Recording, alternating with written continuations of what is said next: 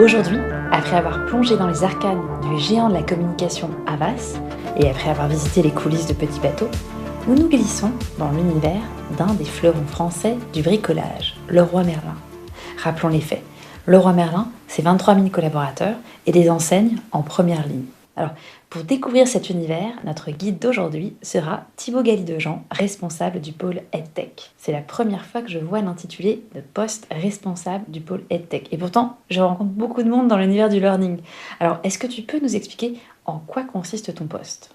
Alors bonjour Béatrice et merci pour l'invitation. Alors effectivement c'est peu commun. C'est né d'une volonté du directeur de la formation Leroy Merlin quand je suis arrivé dans l'entreprise, qui a souhaité rendre visible tout ce travail côté métier d'articulation entre le métier et l'IT pour trouver les meilleures solutions de diffusion, de formalisation du savoir, tout ce qui va être outil-auteur, l'exploitation des data aussi, pour bien accompagner en fait chacun des projets de formation de l'entreprise. Et très clair, du coup, je crois Thibaut que ton pôle a été créé en 2015, c'est ça ? On était dans quel contexte à l'époque ? Vous avez fait un constat, il y avait trop de formations en présentiel, un besoin de digitaliser ? Alors c'est un petit peu après 2015. En 2015, c'était un projet qui s'appelait Nouma, qui a été lancé par Magali et Frédéric, qui est le patron de la formation chez Leroy Merlin, qui ont créé un projet qui s'appelle Nouma pour le nouveau modèle d'apprentissage, qui est devenu plutôt nouveau mode d'apprentissage. Et donc on a créé un certain nombre de produits comme Nouma Online ou Nouma Play, qui sont les émanations web et mobile du projet Nouma. Ce projet Nouma, il visait vraiment à augmenter le présentiel de toute cette dimension digitale qui était peut-être moins présente. Leroy Merlin disposait d'une plateforme déjà, mais historiquement toujours pionnier dans ce domaine-là, mais qui nécessitait peut-être d'être mise un peu au goût du jour à la lueur de ce projet qui est le projet Nouma. Sur ce projet, il y a une dimension effectivement équipe EdTech qui est interpellante. Il y a aussi une autre équipe qui est tout aussi importante, voire beaucoup plus importante, parce qu'une fois qu'on a mis en place les outils, qu'on a trouvé les meilleures solutions, il faut les exploiter. Il faut accompagner les chefs de projet, les experts, les collaborateurs de l'entreprise dans leur projet de formation. Et ça, c'est le boulot en fait d'une entité qui est le Learning Lab, et donc qui accompagne les projets, qui produit les contenus, qui source également les fournisseurs de contenus potentiels pour venir augmenter, pour trouver les bonnes façons de faire, et qui pose en fait le modèle de la pédagogie de Leroy Merlin. Donc c'est deux équipes qui sont très maillées, très liées, où on va avoir l'équipe EdTech qui va mettre à disposition les bonnes solutions, qui va chercher les bonnes solutions pour qu'ensuite le Learning Lab puisse accompagner comme il faut, je dirais, les clients internes, produire les contenus de formation, et ensuite on récupère, je dirais, le contenu pour le publier, le mettre en avant, et mettre en œuvre un peu cette démarche d'entreprise apprenante, ou en tout cas proposer les contenus à nos apprenants avec la meilleure scénarisation possible. Alors, on le voit, on est vraiment sur une organisation à deux têtes, avec d'un côté le pôle EdTech et de l'autre le Learning Lab. Et ces deux entités travaillent vraiment du coup, en étroite collaboration. Alors, il y a quelque chose que les auditeurs ne savent pas, c'est que Thibaut, lorsqu'on te connaît, on découvre que tu es très data-driven. D'où te vient ce prisme ? Alors effectivement, on est dans une entreprise en tout cas qui se veut très data-driven. On essaye à notre niveau de l'être aussi, et donc moi du mien pour la partie EdTech. C'est aussi sous l'impulsion du directeur de la formation, donc Frédéric, qui dès le départ du projet, quand on a commencé à mettre en place Nouma, donc je suis arrivé en 2016, on a dû sortir la plateforme Nouma Online quelques mois après, je pense septembre-octobre 2016. Tout de suite, l'idée c'était de mettre en avant du contenu de façon personnalisée, c'était d'afficher des stats où on en était, dans la mesure où chez Leroy Merlin, il y a quelque chose qui est important pour nous, c'est que chaque collaborateur soit acteur de son développement, et pour cela c'est important aussi de pouvoir restituer la data et d'utiliser la data à bon escient.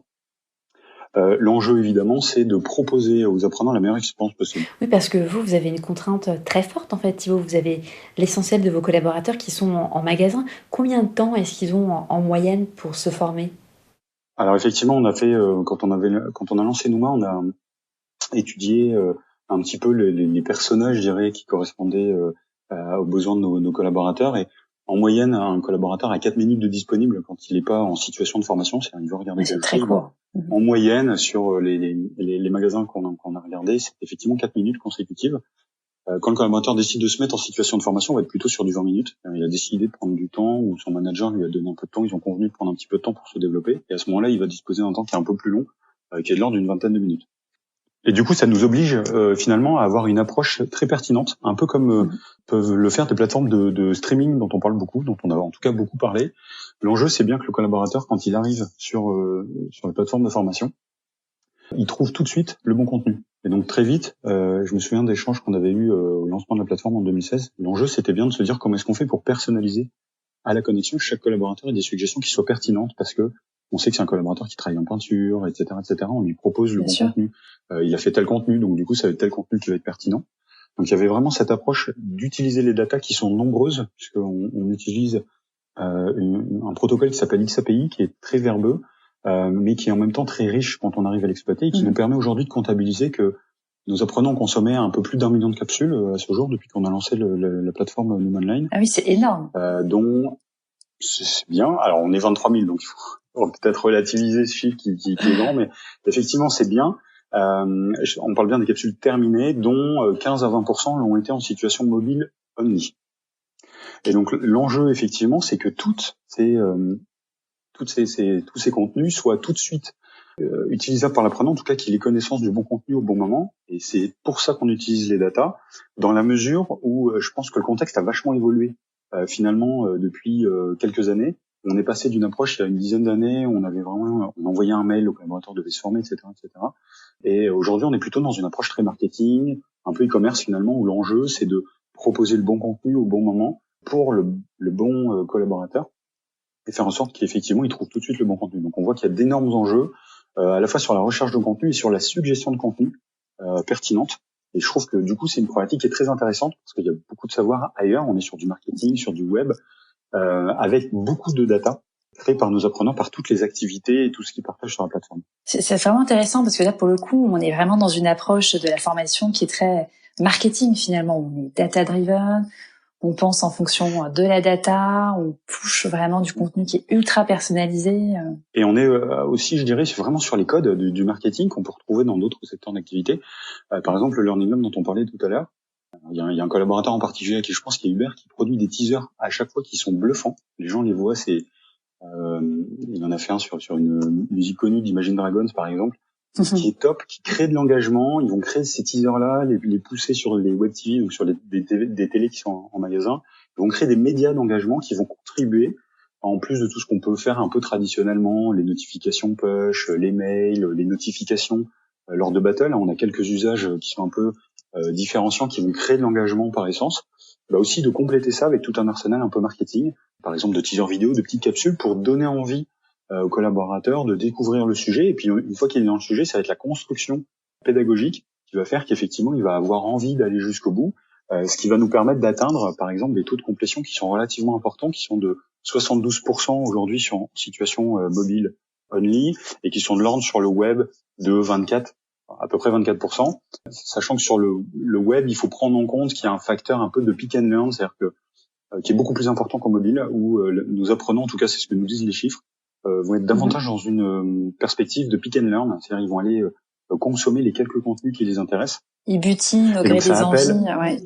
Exactement, c'est d'aller voir un sujet, d'aller voir quelque chose qui les intéresse ou un besoin qu'ils ont, et par exemple ils vont consommer une petite partie d'une formation. Donc c'est pour ça qu'on essaie aussi de réinventer, par exemple les KPI ou les analytics, pour s'assurer effectivement que les stats qu'on a sont révélatrices d'un comportement. Et le temps où avant on comptait par exemple des heures de formation ou des cours terminés, c'est un certain nombre de capsules. Aujourd'hui on compte plutôt les capsules, qui elles sont des unités autoporteuses qui vont être terminées. On les valorise également dans des cours, dans des parcours, des cursus, tout ce qu'on peut imaginer comme format d'agrégation. Mais on comptabilise les capsules parce qu'effectivement, ça nous donne une bonne idée d'un collaborateur. Voilà, on sait qu'un collaborateur qui a terminé une capsule, il a passé à peu près entre 5 et 15 minutes à se former. Et donc, ça va nous permettre de suggérer plus vite du contenu pertinent en disant tiens, t'as consommé un contenu sur telle tondeuse par exemple, ou tel métier de la vente, on va te suggérer tel contenu pour recréer de l'engagement. Voilà. C'est vraiment intéressant Thibaut, parce qu'on le voit, on a un vrai changement de paradigme, hein. On change à la fois les KPI, le mode de création des formations, et finalement le maître mot devient l'engagement. Alors justement, c'est une bonne transition sur un autre sujet qui nécessite tout autant de l'engagement. On revient un peu dans le contexte du coup Covid-19. On le voit, il y a beaucoup d'entreprises qui ont initié des démarches du coup d'e-learning, de digitalisation, pour continuer à assurer une forme de continuité pédagogique. Pour toi, avant d'entamer ce type de démarche, quels sont les prérequis à avoir en tête ? Alors, je pense que c'est super. Enfin, faut rappeler que dans ce contexte, il y a eu un formidable élan. Je pense il y a un élan très fort de EdTech France, aujourd'hui du LabRH, qui se mobilise en nombre avec les entreprises partenaires pour trouver des solutions, proposer des offres qui permettent de répondre aux besoins des entreprises sur plein de sujets, les réunions à distance, évidemment les formations à distance, qui est le sujet qui nous intéresse un peu aujourd'hui.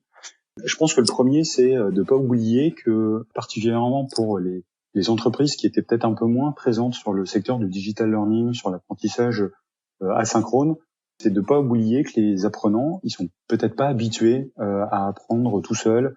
Et donc, il y a un sujet, je pense, sur apprendre à apprendre. Comment je fais pour me former, combien de temps, qu'est-ce que je dois tenir comme rythme, qu'est-ce que je dois regarder, qu'est-ce qui est important, dans quelles conditions je dois le faire pour que ça fonctionne bien.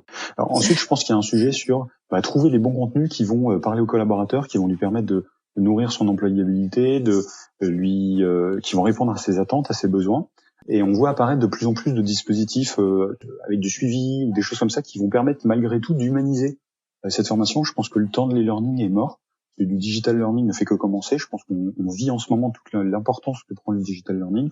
Et l'enjeu, c'est bien, je pense, à mon avis, c'est de commencer par apprendre à apprendre et ensuite de trouver le format qui correspond le mieux aux attentes des collaborateurs finalement. Alors on le voit, hein, Thibaut, il y a un véritable engouement en ce moment sur l'e-learning. Alors nous, à titre personnel, ça nous passionne.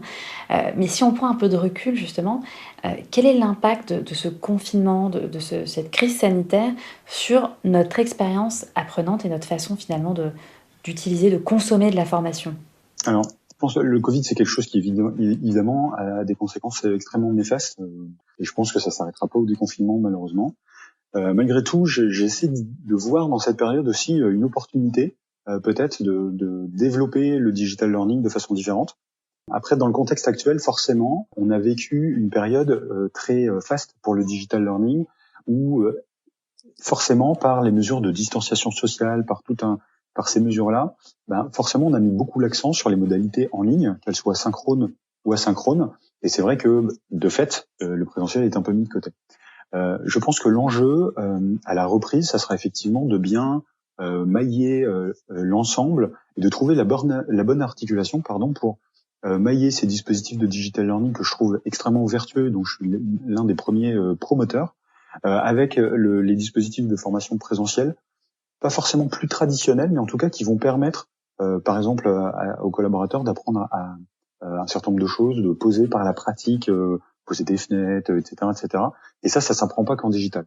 Et je pense que l'opportunité, c'est vraiment de voir dans tout l'effort qui a été mis dans la mise à disposition de formation digitale, de dire maintenant on trouve cette bonne articulation entre peut-être ce qu'on peut sortir de la formation présentielle pour le faire en amont, pour faire vivre des parcours blended, sympas aux apprenants, et se dire d'un autre côté on sanctuarise d'une certaine façon le présentiel, mais sur un format où effectivement on va laisser davantage la place aux échanges avec l'expert, le formateur, l'intervenant, l'animateur.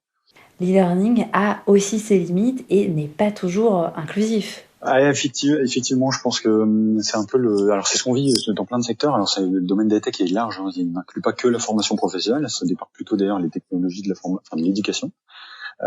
Et je pense que comme on le retrouve dans le milieu scolaire, ça crée aussi des inégalités parce qu'il y a ceux qui disposent du bon équipement, qui ont les conditions matérielles pour s'organiser, pour être relativement isolés, pouvoir être concentrés, et d'autres qui ont peut-être moins de chance ou moins de possibilités et qui ont effectivement peut-être pas d'abonnement au débit parce que c'est pas couvert ou des choses comme ça, qui ont peut-être moins d'équipements ou les équipements sont accaparés par les enfants par exemple. Et donc je pense que effectivement c'est un peu malgré l'effort qui est génial, et je pense qu'il faut garder cette énergie, cet effort global. Et je pense malheureusement aussi qu'il y a certains apprenants qui vivent ces situations peut-être de façon plus délicate parce qu'ils n'ont pas forcément le bon équipement, la bonne... Voilà. Alors Thibaut, pour terminer cet entretien de la journée, il y a une question que j'adore poser, c'est celle de ta routine personnelle. Alors effectivement, je pense que c'est important d'avoir encore... Enfin, je veux dire, ça a été assez soudain quand même. Enfin, en tout cas, ça s'est fait assez vite. C'était cette épreuve du confinement ou du télétravail, mais on est passé très vite sur un rythme où effectivement les gens se sont retrouvés à domicile à travailler. Et donc assez vite pour garder le rythme, pour continuer à me lever le matin ou des choses comme ça. Avec ma compagne notamment, on a mis en place vraiment une routine très structurée où il y a plein d'activités. Donc on va commencer. Enfin, je commence personnellement par un petit peu de méditation. Avec une application comme Petit Bambou, des choses comme ça. Ensuite, un petit peu d'exercice physique au poids de corps, une autre application du coup, qui s'appelle Freeletics. Ensuite, petit déjeuner avec les enfants. Pour qu'ils prennent leur petit déj, un petit peu de formation, je me suis inscrit à plein de MOOC. Et donc j'essaye tous les matins de suivre un petit peu de MOOC. Et puis ensuite, quand les enfants démarrent, je mets sa casquette un petit peu de maître ou d'instituteur à l'école pour accompagner les enfants dans les devoirs, les aider, leur expliquer, les aider à se connecter à l'ENT, à la classe virtuelle, parce qu'ils font aussi plein de choses dans ce domaine-là. Et puis on essaye de breaker à 19h parce que je trouve que un des pièges un petit peu du remote ou du télétravail, c'est de tomber sur un rythme où en fait on travaille beaucoup plus, puisqu'il n'y a plus de frontières, il n'y a pas le côté je vais sortir manger ou je dois rentrer à la maison, comme on est déjà à la maison. Et c'est vrai que parfois on peut être tenté peut-être de commencer un peu plus tôt pour dire tiens, je vais regarder les mails, et puis le téléphone commence à sonner, et puis c'est un peu pareil le soir. Donc on essaye de poser une limite à 19h pour se dire on arrête, on passe un petit peu de temps avec les enfants, etc. Merci beaucoup Thibaut pour ce témoignage. On a eu de la data, de la méditation, du learning. Bref, c'était super. Donc merci pour ton témoignage. Et moi je vous dis à très bientôt. Au prochain épisode, on changera de nouveau d'univers et on partira dans le monde du sport où nous accueillerons Isabelle Boisard, directrice de l'Académie d'Intersport. À très bientôt, amis de la RH.